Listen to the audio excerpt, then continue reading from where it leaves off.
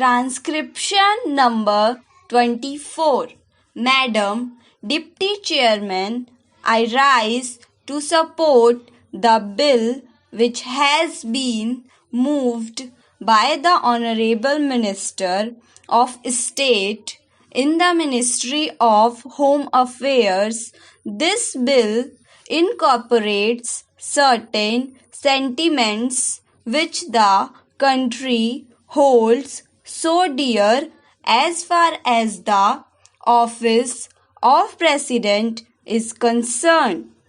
and also incorporates the faith of the people in themselves that when they will elect a president, the person who would be occupying the high post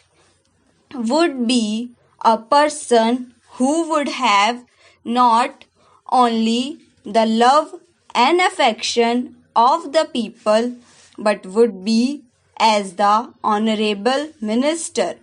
pointed out, a dedicated politician whose whole life is dedicated to the service of the nation before he became the president. During his occupation of the office of president and even after he retired from that office, it is this confidence of the people in themselves and the high love and affection which they hold for this office which have resulted in this particular bill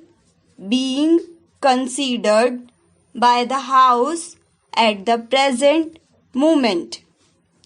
The Honorable Minister has pointed out that the President who has just retired has fulfilled all the requirements which are the basis of this particular measure, and the measure which was passed in 2001. I wish that he had mentioned the last Governor General also, to whom both the measures apply. Whether we may agree or may not agree with the last Governor General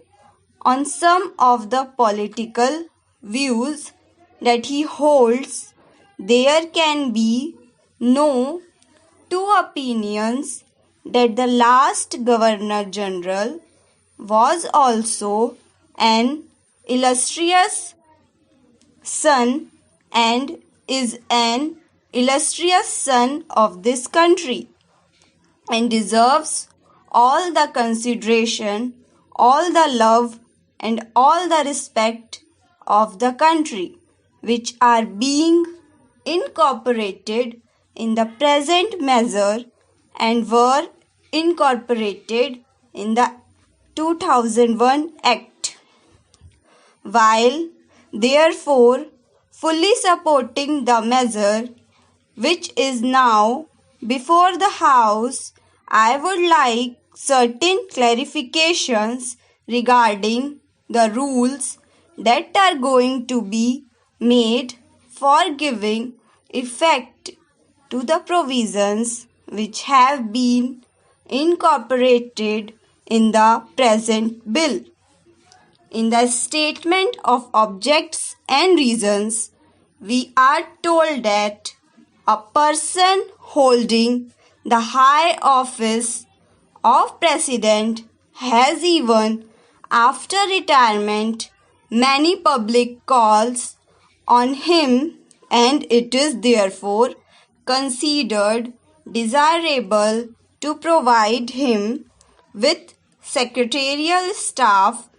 It is further stated that the bill provides for a staff which may be engaged for the president. Staff might be appointed for him, an office space might be provided for him. It is because of this that certain misgivings have arisen in the minds of some of the members, and they want it to be made of some of the members, and they want perfectly clear that the staff will appointed not only for the ex-president but will be appointed by the ex-president, and it will be his wishes and his desires that will be taken into account when a particular person is being appointed. Also regarding the office which is engaged for him, his wishes should be taken into account so that he knows what would be a convenient place for him, and he may try to get that place. Another reason for insisting on what I consider to be an important detail is that if the government appoints the staff for the ex-president, then automatically they become government servants because they have been appointed by the government. It may be that in the rules a clarification might be attempted whereby they may be exempted from some of the service conduct rules which are applicable to normal government servant. But even there, it will be much better that this should not be left in any doubt, and that these persons that are appointed to assist the ex-president in his secretarial task are appointed by the ex-president himself. They would be the staff of the ex-president and would not be appointed by the government for the ex-president and would not be government servants. This point ought to be made quite clear so that the ex-president has got all the right of determining the service condition of the people appointed by him, of course, subject to the overall limit which has been provided and to my mind rightly provided in the bill. Within that overall limit, perhaps it will be much better to leave the rest of the matter to the president himself, so that we may also express our further confidence in the president to the effect that he would utilize it with discretion and with all sense of responsibility and fair play, and taking into account the interests of the public and of the public executor too. Another point which also needs some clarification is regarding the payment to be made for the secretarial assistants and for the secretarial staff.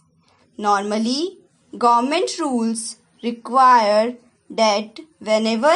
any such demand is made on the public exchequer or on the consolidated fund of India,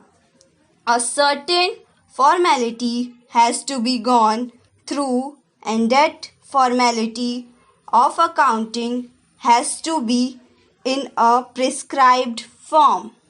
Thank you.